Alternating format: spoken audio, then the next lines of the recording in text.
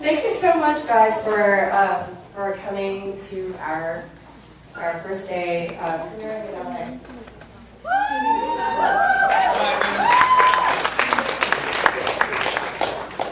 All right, so we want to hear your questions. As soon as you have something, raise your hand. I'll look for you and call on you.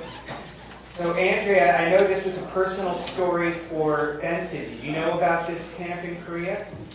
You know, there's a lot of versions of this camp now, but this was a very serious one because it was sponsored by the government, and so it dismantled. I actually wasn't privy of it until I got Benson and he told me about it. So, for all of the cast, each of these characters has such a distinct type. How did each of you relate to your characters? Pass this around. You guys are all going to be on Benson's YouTube channel. It's just as fun. He has over 200,000 subscribers, so subscribe if you want to check out. What was the question? How did each of you relate to your individual characters? I definitely related to my character in the Dude, I'm sorry, my wife is going crazy right now. She's at the other venue and she can't find parking. And when she has a problem, suddenly it becomes the most important thing in the world and she's going crazy on me. Anyways. I feel like I'm very... They turned out. They want me to stop talking. I feel like I'm like my character because, being a Korean male, you tend to, with the first and second generation, you tend to have that sort of relationship with your father. And there were some similarities between my father and lack of communication I had with him. And I have had some blowouts, kind of like the one in the film. Working out. I would say I was pretty a rebel when I was a kid, but I think I've calmed down quite a bit. Okay. Hi guys, I'm Susan, and as my character, I've been raised in Britain, and it was my first time acting for Benson's movie, and it was such a fun experience being with all Justin, Esteban, Albert, and Jessika. My character was kind of bitchy, but I don't really relate to that because I think I'm a very bubbly and kind person after all. But thank you so much for coming to watch the Soul Searching movie. It was just a fun experience. Thank you all.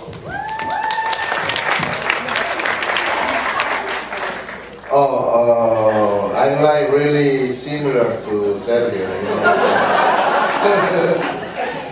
I'm really similar to Sergio, I like to, take it easy, everything.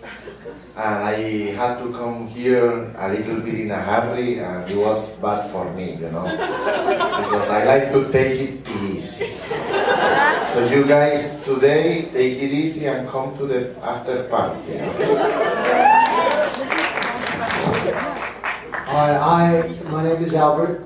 I'm very happy to say that I am nothing like my character in real life. And I hope other people can validate that for me. But I think the kind of common thread is that everybody's just trying to fit in, right? Especially when you're younger, you're trying to figure out who you are. So that's what I related with, because with the other stuff, that ain't me at all. But please join us for the after party, you'll get to know that firsthand. It's not. As Grace Park, I actually related to my character a lot. Okay. Because I think growing up in, with immigrant parents, you inevitably get stuck between two cultures, and so it's hard to find my own voice and my own identity, and find confidence to be who I really want to be growing up. So I think in that sense, I related to my character a lot. And definitely, I hope everyone is coming downtown to the Majestic in 30 minutes. Keep your admission ticket, it'll get you into the Yes, for free.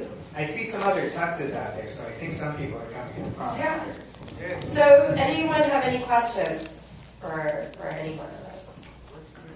Yeah, raise your hand and I'll call on you. I see one in front. I thought it was amazing how you, like a huge ensemble cast, everyone like had an ending, and I was just wondering, for the ones who didn't get endings, like how was the decision made to like you know cut people out or? Do you have someone in particular, a character in particular? The Wimbledon girl, the one. Oh, yeah. I thought she was gonna get an ending. I was waiting for one, and I didn't get an ending right. What happened? You know, there was one really funny scene that we didn't want to cut from the movie because it was so hilarious because she just Oh, you did the executed kimchi it so scene? well. No, not the kimchi scene. There was another scene. And, but it did, no one understood one situation within the story. It was nothing to do with Sue. And we had to take it out. But we're gonna, on iTunes, when we release on iTunes, we're gonna put it in the iTunes extra section. So there'll be a lot of things with Sue that you'll see in it. But she actually didn't have a conclusion in the story because in the script, because it really was about Teo and Teo who plays Claus, Kim, and Chris. Are you the because I know you have a twin brother. Are you the guy that asked J.J. Abrams that question? my brother did. Your brother. So at Comic-Con, his brother. See, that's why this movie is so important, because this is a community, and you know, like, that's what I love about this film is we made this for you guys, right? And everybody who comes out to support, like, we're all a part of this together. And no, his brother at Comic-Con last year said, "Where the what did he say? Where the Asian American what?" Yeah. He said he loved how like Star Trek had a diverse cast with Asians in it. And it's like anything about Star Wars. So he was trying to say it in a way so that he didn't. Yeah, are there going to be Asian Americans in Star Wars, right? Yeah. So yeah, that was awesome. Any other questions out there? Let me see hands. Raise your hands. Where's Bob? He's in Germany. You asked that. No, he's in Vietnam. Let's get your number and we'll get to him after. He's filming. He's filming in Thailand right now. Someone way in the back. Series. What would you say were those struggles of getting this movie made or during filming? What was the question again? What were the struggles of getting the movie made? Oh yeah. Well, Benson and I thought at first that a lot of Koreans would respond to this story. So we pitched the idea, we got the script to the place that we wanted it to be, in the best place, and we pitched it to a bunch of studios in Korea and also financiers. Interesting enough, the reason why I actually reached out to Benson to work with him on a film was because I saw Planet B-Boy, which if you guys haven't seen, you guys have to watch the film. It's a great documentary, but it's about, yeah, you know what that's hot. So, but it's a great documentary about breakdancing. And ultimately, the people that we eventually found to finance the film were people that were actually, they saw Planet B-Boy and they loved it so much, and they believed in him as a director, and they financed it, and they're from China. So we were really grateful for that. But it was a long journey, because it's hard to pitch something like this, because you can't go the conventional route, Hollywood route, to package and finance the film. Do you still have a question on the side? I sure do. I had so much fun watching this movie. And I wish that I had this kind of movie when I was a kid. So I don't want to ask the rhetorical question, but rather pose, how are we distributing this like crack to the kids who are in high school and middle school? How are you going to, since she and everyone in here enjoyed the film so much and wish they had a movie like this when they were that age in the 80s, how are you distributing this film to get it out to more people that are here tonight? Well, right now this is the U.S. release. We premiered last year. Our first world premiere was Sundance last year. And I think that we needed the best opportunity to get a distribution route that was more grassroots and have that push. And so we are in New York right now. We did pretty well our first week in New York, so we got an extension and we're at Times Square AMC. LA here, and then San Francisco next week, Honolulu, Dallas. And we're going to be in 16 cities to start with, and then we're hopefully there's a good word of mouth, and we'll have a rollout. Our goal is 40 cities. And you could have a prom for each one? Probably not, but hopefully by after the San Francisco release, we'll have a good word of mouth and rollout. But please tweet about it. Social media, we rely on social media for this, and please tell your friends to watch it while it's available in this theater for the next week. You have a question in the middle? Yes. Are you going to show this movie in Korea? Will it be shown in Korea? Yeah, I mean, we're talking to a few distributors right now, but yeah, now that we've gotten so much hype on the press, and if you guys haven't seen our New York Times, we were the critics' pick and all that stuff, a lot of people are contacting us right now, and we are most likely doing that.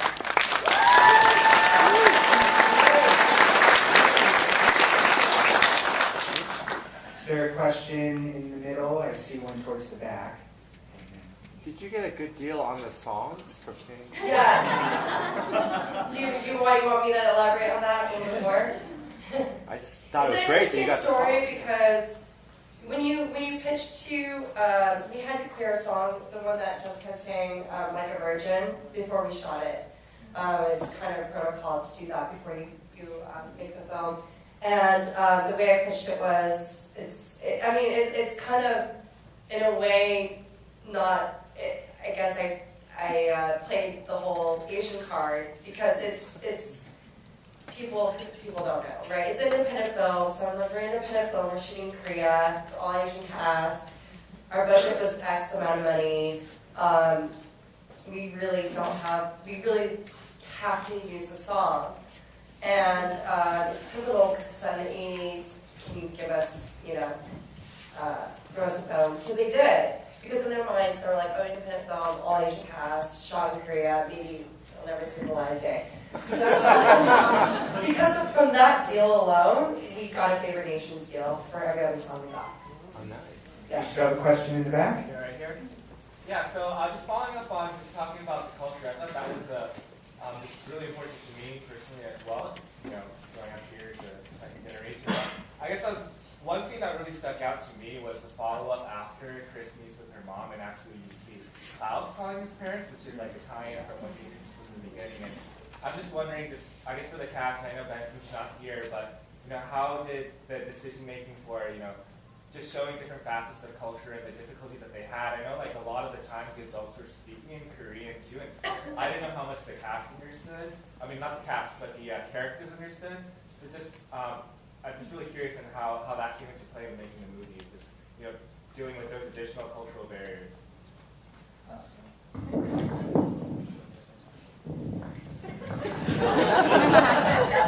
So the question was the difficulty with the cultural barriers. I guess what did it mean? I guess it's for you guys. Like, what did it mean for you guys? I guess personally, that it was showing a lot of the cultural barriers that people like the characters in the film have to go through, and like why it's important to show those things. Yeah, absolutely, because it's kind of our unique history. Like you said, you're second generation, and growing up here, it's sort of the majority of us have felt a lot of these things that are explained in this movie. So for me, the reason I signed on was because of that scene with the teacher, and I feel like everybody, had sort of a similar affinity with their character.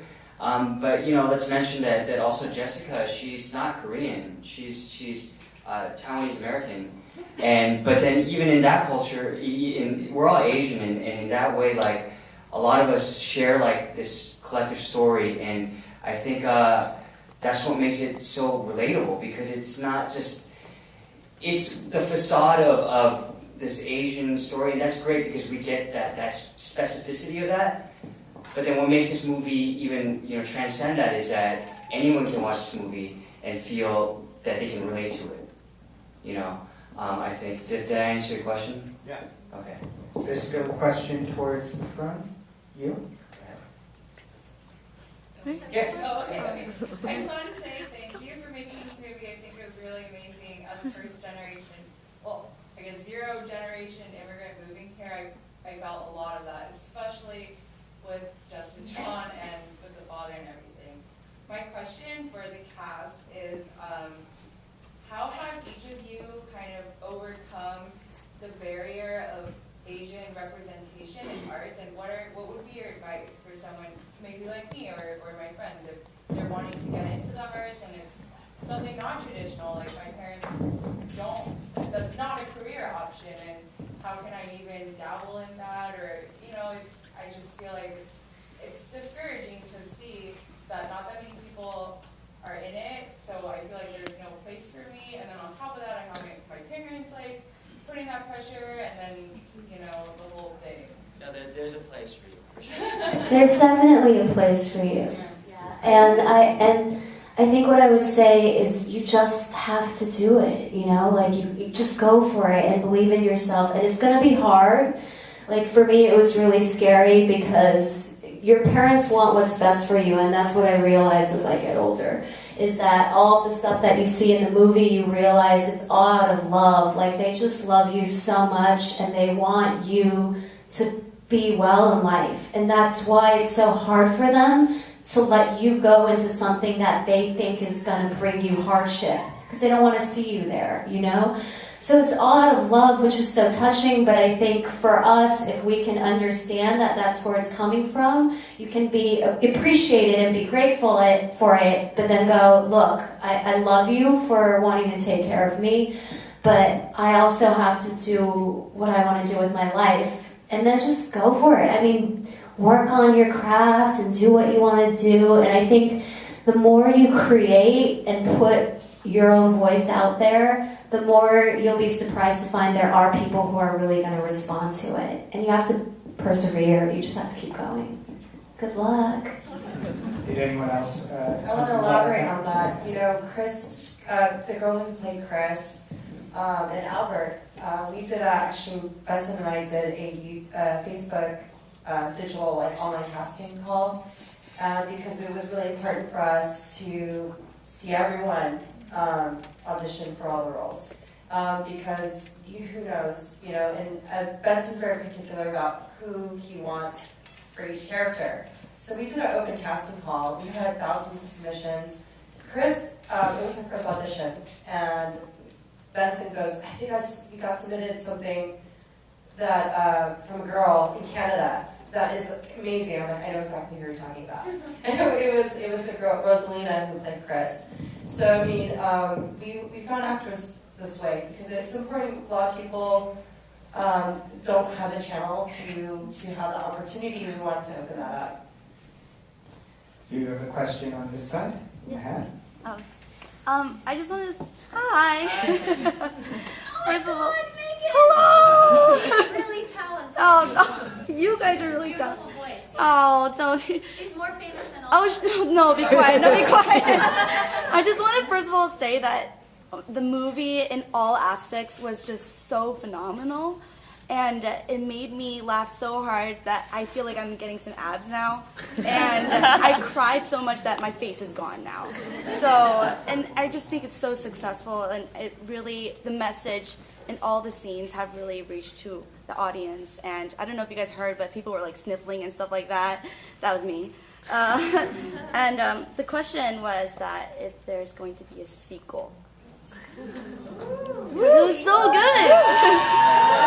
That's probably a Benson question. Yeah. You guys can all ask Benson that. If you use your ticket, go to the Majestic downtown. I know it's a little bit of a trek, but there's an awesome party going on right now, and Benson's there, waiting for you guys. Oh man, I'm not 21 yet. Yeah. His point was to get you guys to go over there to see Esteban. So, use your tickets to go to the Majestic downtown, and there's going to be a crazy party. I turned 21 in September. We'd love to do sequel. Meet me at the back door. I'll give you my headshot and resume if you need an actor. Question here? Yes, your question. Wait, what was that? No, What was your question? Oh, sorry. Hi. First of all, I really enjoyed the movie. I think this is like my first actual sitting down in theater watching a AMC movie, and I didn't know what to expect, and then it actually completely shattered my expectations of anything. I was really upset that I didn't see movies like this aren't on the bigger screens with bigger audiences of all colors, but that's another story. But my question was, I was really astounded at how specific each character was. The level of specificity was amazing, and I was wondering where that influence came from. How did you get so many perspectives from all over everywhere? So this might sound a little crazy, just because of how insane all the different characters are, but this is actually based on Benson's actual experiences. So the characters that you saw on the screen, they were actually based on real people that Benson met through this program. So my character included, he was telling me some stuff about his personal experience with the guy that my character was based on. I couldn't believe it myself, but so that was just the reality of it. But when Albert researched his role, he actually discovered there was a real, we altered the script a little bit for him, because he found that there was a real Korean American who was the first Asian guy in this military camp in Virginia around that time.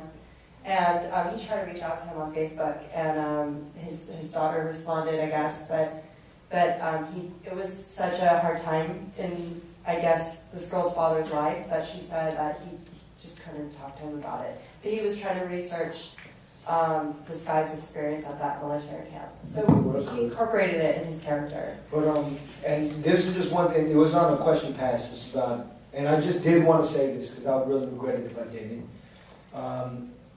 With regards to how Asian Americans are represented in cinema and stuff like that, what we can do to combat that. When I look out into the audience, this isn't just an Asian audience.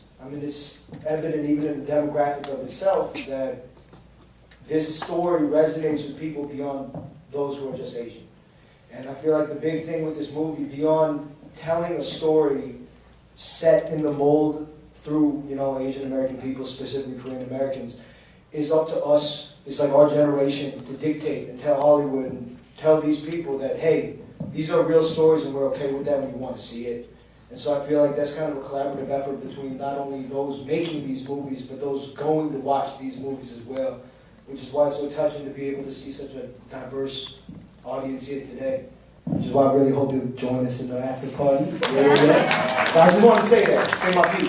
Pass the mic because no one wants to hear this. Esteban came all the way from, he's from the Canary Islands in Spain. You guys don't know. Esteban, you speak Spanish. What I have to tell them, my story of how I got in here. You speak Spanish. Anyone? No one? Okay, we're going to say something to your Spanish audience. Speaking Do audience. you want me to speak in Spanish now? ¿Hay alguien que me entiende lo que estoy hablando? Sí. ¡Dale ahí, hermano! ¡Viva los latinos! A question towards the back middle. Es que su acento... ¿Qué pasa? ¿Qué pasa? In Spanish only, okay? Me parece que en los Canarias se hablan castellano y no mexicano. Es que no le da causa... He was asking me because I grew up in Canary Island in Spain, and why I talk like with the Mexican Because accent. in Canary Islands, their accent is more Mexican than Spanish. No, you are wrong. The accent in the Canary Island, that's the place I grew up, The accent in there is really different to the Spanish accent. It's like a little bit of close to Puerto Rican, maybe. So yeah, why I am talking about this? Anyway, thanks a lot for the support. Right behind that question, there was another one. Yeah, so I actually work in entertainment, and one of my bosses is very about multicultural, and it's interesting because we both teach each other. Like, I'm very much about the Asian marketplace, and she's about the African American marketplace. But we both see the struggle of working in agency, you know, with agents and execs who really don't know much about diverse talent. So maybe, like, as talent yourselves, what are some other channels aside from like the typical social media that we could use to maybe educate future studio execs, future agents, producers, you know, because I feel like a lot of them don't really know up and coming talent aside from like, you know, the main stars that you see in Hollywood blockbusters. We had a really good experience actually after Sundance because I think we were the underdog film. People were shocked because we were in the queers category. Usually there's a lot of A-list clubs in this category at Sundance. There's two casting directors, head of casting at Showtime and head of casting at CBS, Paramount, contacted me and Benson because they were shocked after seeing the film. Because we didn't go the conventional route to cast. And really it's because we knew there was a lot of talent out there, but they just needed to be given the extra boost to be seen and to audition in front of us. And so what's been great is that they've been, after seeing the film, they've been huge advocates about that, you know, diversity casting and stuff. But it's really about the idea and coming up with a concept, I think. At least as a producer. You have to really, even though I personally have gotten a lot of people rolling their eyes going, who's going to want to see this? How is this going to make a lot of money? It's really important to really stick with your guns. If you believe in the story will speak for itself. So lady in white over here, and someone in that too, go ahead. Hi. I don't know if everyone recognized, but I was really surprised to see Kim Hwan-sun in the movie. Oh yeah. So she was like the Madonna of Korea back in the Yeah. 80s and 90s. And I don't think she even comes out on TV in Korea anymore. So I was just wondering how you were able to secure Cha In-pyo, who's also like a very, very famous Korean actor, to be in the lead, and then later Kim Hwan-sun. So Because Chon, who plays Mr. Kim, is a very A-list actor in Korea. He actually went to Rutgers in New Jersey, and he experienced, it was his first time as a Korean to experience what life was like as a Korean American. Because it's very different being Korean American. And it made him, you know, his close friends had such a hard time relating to their fathers and their parents who were Korean. But he understood the parents, because that's the culture he was brought up in. So he wrote me and Benson a really heartfelt email after he wrote the script going, I need to do this movie because I know exactly what's going on here. And for just my friends that grew up in America, I have to be a part of this. So that's how we got Chung. It was really a really great email. Actually, me and Benson both cried when we read it. So, Kim Hwan-sun, she is the Madonna of Korea, so we obviously took a stab at reaching out to her, saying, you want to make a cameo? She's the woman in the lounge, Korean lounge, singing, and the gangsters are like, my eyes are hurting. She was the Madonna of Korea in 1986. So we're going to have to start taking our last few questions to wrap up, but is there still one on the far side? No? So in the back? Yeah. I was wondering, have your parents seen this movie and have they given you constructive criticism? Who's that for? Whoever wants to answer.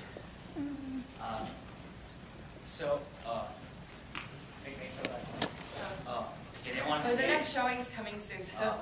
Yeah, they want us to leave. Yeah, I mean, my dad was actually an actor in Korea. Oh, it's done. And he's always trying to give me acting notes. So annoying, but I think he was cool with this one. He was okay, but he's always telling me every film I'm in, he's always like, you need to act more natural. And I'm like, no shit, Dad. Like, but he was actually like, you know what's funny is after watching this one, he didn't say anything.